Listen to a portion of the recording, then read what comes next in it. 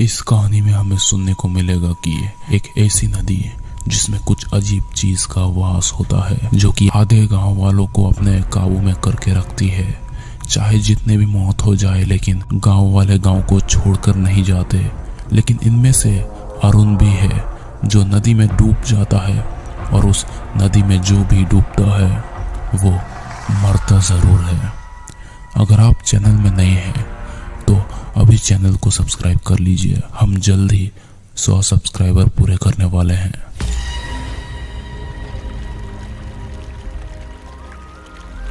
शांत सी रात है, ठंडी हवा सी बह रही है। नदी की आती हुई आवाज मन को शांति तो दे रही है, लेकिन शायद कुछ अजीब है इस हवा में। दोनों बाप बेटे मछली पकड़ रहे हैं अभी इस नदी में, वो भी रात के 4 बजे।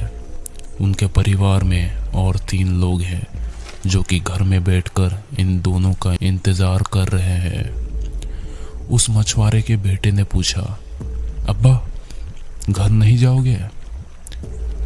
तो जवाब में उसके पिता ने कहा, हाँ बस ये वाली आखिरी मछली होगी। ये कहकर मछली पकड़ने लगे वो, लेकिन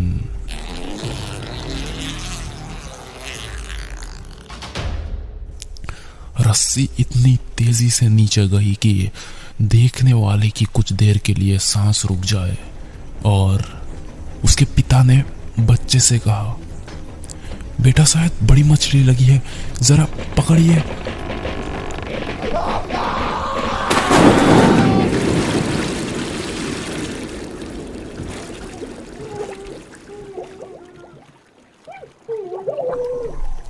पूरे नदी में मौत का सन्नाटा छा गया। एक साल बाद उनके परिवार में एक और बेटा जिसका नाम है अरुण, और उसकी बहन रीना, और उन दोनों की माँ, बस यही बचे थे।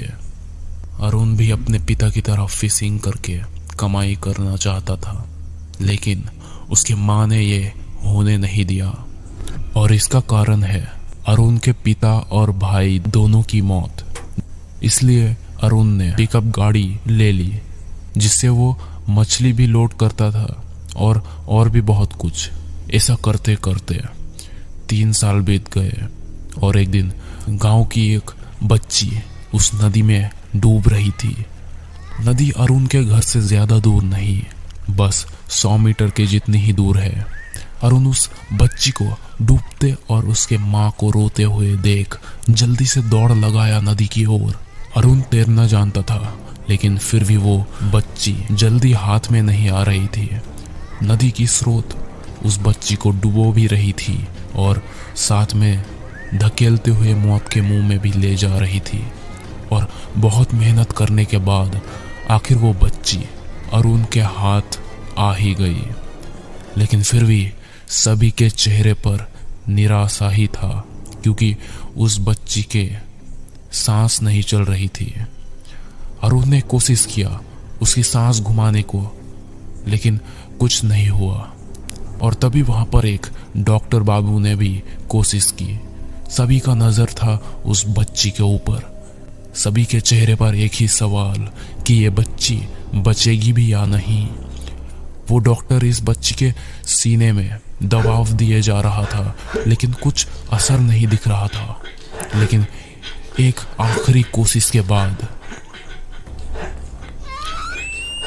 सभी लोग अरुण और उस डॉक्टर के तारीफ करने में व्यस्त हो गए।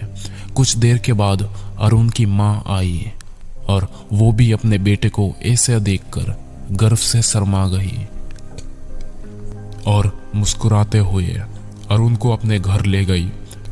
घर में जाकर गेट खिड़की अंदर से बंद करके उसके बाद डांट रही थी, मार रही थी अरुण की माँ अपने बेटे को। ये देखकर अरुण की बहन रीना भी डर गई।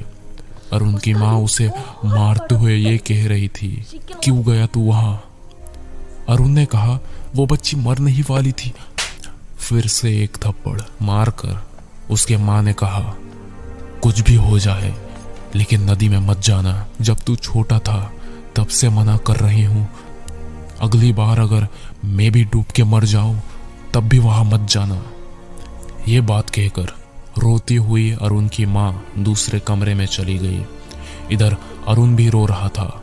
अरुण को तो पता था कि उसके भाई और पिता इस नदी में डूबने के वजह से मरे हैं, लेकिन अरुण को उसकी माँ इतनी बार क्यों मना कर रही है इस नदी के पास जाने में, जबकि वो तो तैरना भी जानता है।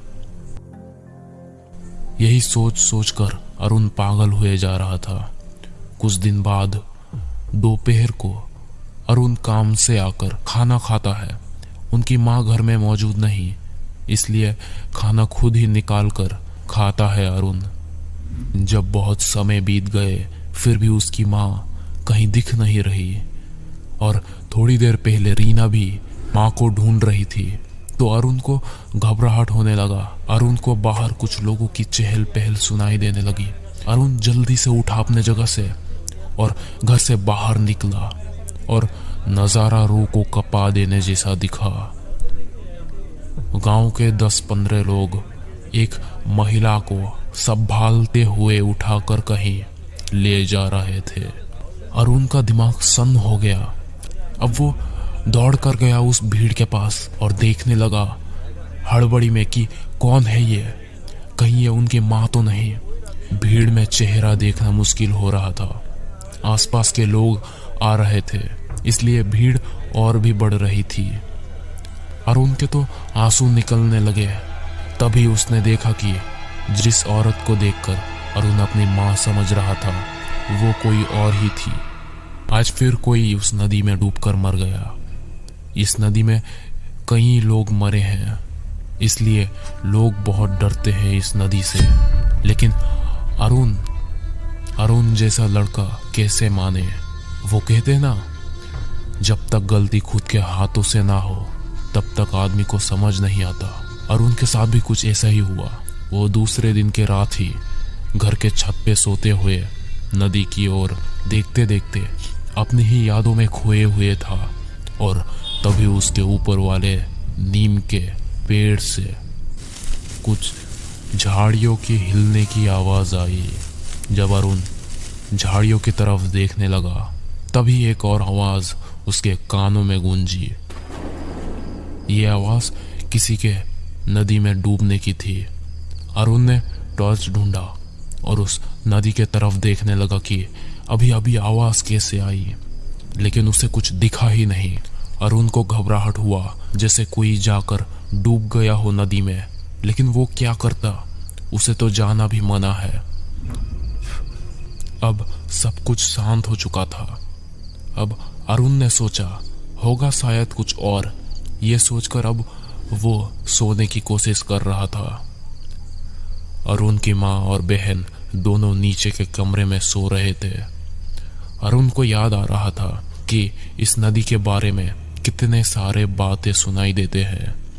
कोई कहता है कि इस नदी में भूत, चुड़ैल, डायन वगैरह है जो लोगों को अपनी तरफ खींच लेता है। अरुण इन सब में विश्वास नहीं करता, क्योंकि अगर सच में ऐसा होता तो इतने सारे लोग यहाँ क्यों रहते हैं। ये एक गांव है छोटा सा, लेकिन लोग इसमें बहुत है। शायद इसलिए भी इतने सारे अफवाह फैले हैं इस नदी के बारे में। अब अरुण सोने ही वाला था कि उसका आंख खुल गया इस कुत्ते के भौंकने से। माहौल भी अजीब सा लग रहा था। अरुण ने कोशिश किया सब कुछ इग्नोर करके सोने की, लेकिन कब तक। वो कुत्ता घर के बाहर नीचे न जाने क्या देखकर भौंके जा रहा था। अरुण को प्यास भी लगी थी, तो उसने सोचा कि पानी भी पी लूंगा और उस कुत्ते को भी भगा दूंगा। तो अरुण उठा और नीचे गया पानी पीने के लिए, और पानी पीकर जब वो बाहर की तरफ गया तो उसने कुत्ते को भगाने की कोशिश की, लेकिन वो कुत्ता तो कुछ दूर जाकर फिर से भौंकने लगा। इसलिए अरुण ने एक बड़ा सा पत्थर उठाया और उस कुत्ते को भगाकर अरुण जा ही रहा था वापस, लेकिन उससे पहले ही उसने कुछ पानी की ऐसी आवाज सुनी कि उससे रुका नहीं गया। फट से उसने जेब से टॉर्च निकाला और नदी की ओर बढ़ने लगा, लेकिन कुछ आगे जाकर नदी के किनारे जो दिखा वो देखकर अरुण के होश उड़ गए, क्योंकि अरुण के सामने उसकी माँ नदी में डूबते डूबते किसी तरह सांस बचाने की कोशिश कर रही थी। ये सब देखकर जैसे अरुण के शरीर में अचानक 5 लोगों जैसी ताकत आ गई। सब कुछ छोड़ छाड़ कर जल्दी पास ही में रखी शुक्ला जी के गाड़ी की रस्सी को लेकर पहले तो उसने रस्सी को पकड़कर माँ के पास पहुंचाया ताकि उनकी माँ रस्सी को पकड़े और किसी तरह बच जाए। लेकिन रस्सी चलाने के बाद भी रस्सी ऐसे पानी में लहरा रही थी जैसे कोई सांप हो। माँ पकड़ने की कोशिश कर रही थी लेकिन रस्सी हाथ में ही नहीं आ रही थी। अरुण सोचते सोचते पागल हुए जा रहा था कि अब मैं क्या करूं। वो खुद मदद के लिए चिल्लाने की कोशिश कर रहा था, लेकिन हलक में जैसे किसी ने बर्फ जमा दी हो। आवाज निकल ही नहीं रही थी।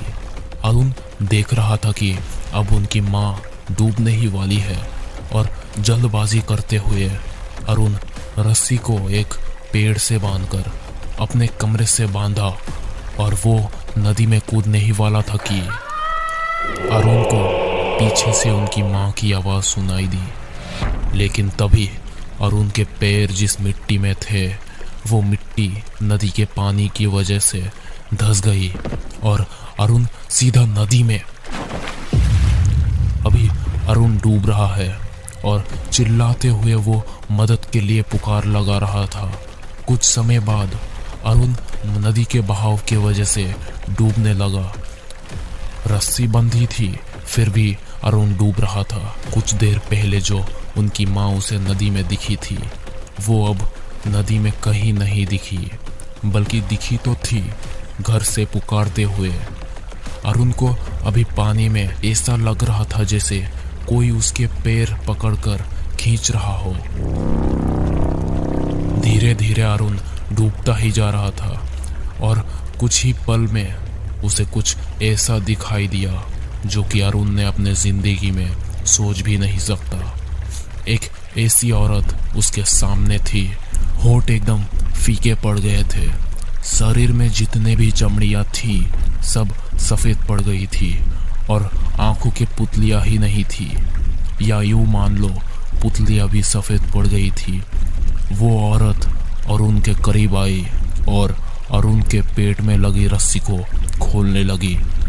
पानी के नीचे ही अरुण ये पूरा नजारा एक पत्थर की मूर्ति की तरह जम के साफ साफ देख रहा था और वो मरी हुई औरत अब रस्सी नहीं खोल के अरुण का गला दबाने लगी।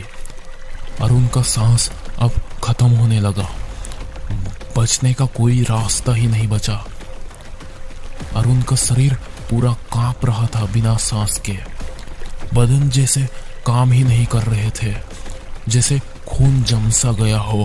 अब अरुण के आंखों के सामने अंधेरा छाने लगा और वो बेहोश हो गया। लेकिन तभी रस्सी को किसी ने खींचा। खींचते खींचते अरुण को गांव के लोगों ने बाहर निकाला। पूरे गांव में इस आधी रात में ही चहल पहल मच गई। कुछ लोगों ने अरुण को बेहोशी से उठाने लगा और किस्मत से अरुण बच भी गया।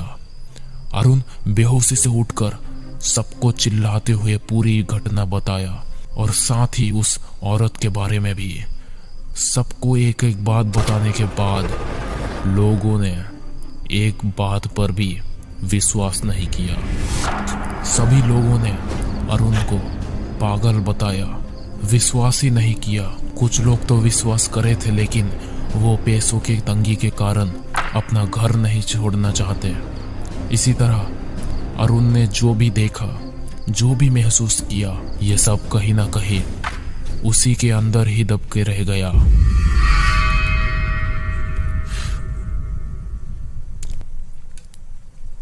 दो दिन बाद रात के 8 बजे 2 लोग साइकिल से उस नदी के किनारे में आते हैं और दोनों बैठकर पेग लगाते हैं।